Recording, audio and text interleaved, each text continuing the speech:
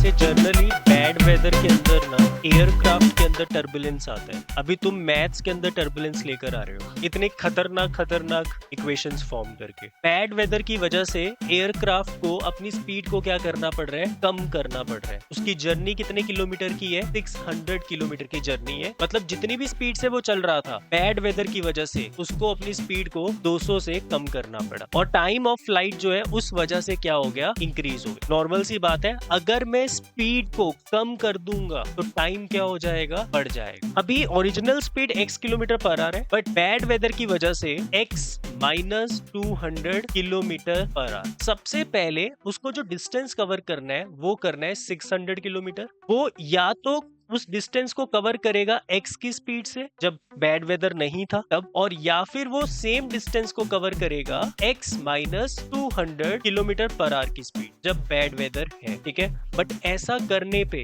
उसको टाइम क्या लग रहा है, ज्यादा, है ना, क्योंकि स्पीड घटेगी तो टाइम बढ़ेगा। ओके, 30 मिनट से जो टाइम है वो बढ़ गया। पूरे क्वेश्चन में जो बात हो रही है वो किलोमीटर पर आवर की बात हो रही है। यहाँ पे 30 मिनट नहीं चलेगा, इसको भी किस में कन्वर्ट करना पड़ेगा, आवर में ही कन्वर्ट करना पड़ेगा, आधा घंटा, तो हाफ एन आवर। टाइम किसके इक्वल होता है, डिस्टेंस बाय स्पीड के इक्वल होता है। तो मैं दोनों जर्नी का टाइम निकाल लेता हूँ। अगर मैं इस वाली जर्नी का टाइम निकालना चाहता हूँ, इसको मैं t1 नाम दे देता हूँ, तो इसका टाइम होगा, डिस्टेंस मेरा 600 है और स्पीड x है, 600 बाय x मेरा टाइम निकल गया।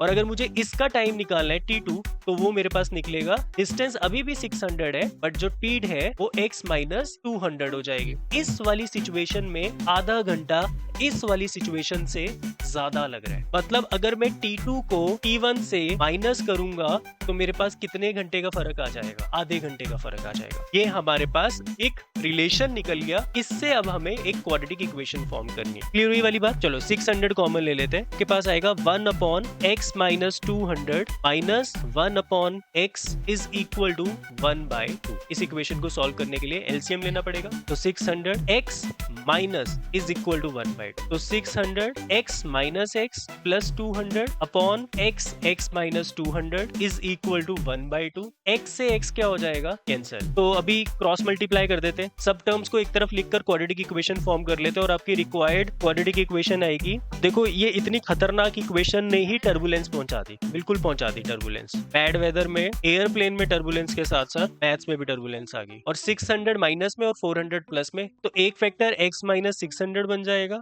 और दूसरा फैक्टर x प्लस 400 बन जाएगा। क्वेश्चन में आपको स्पीड नहीं निकालनी, find the original duration of the flight. तो टाइम कितना निकल रहा है, 1 आवर।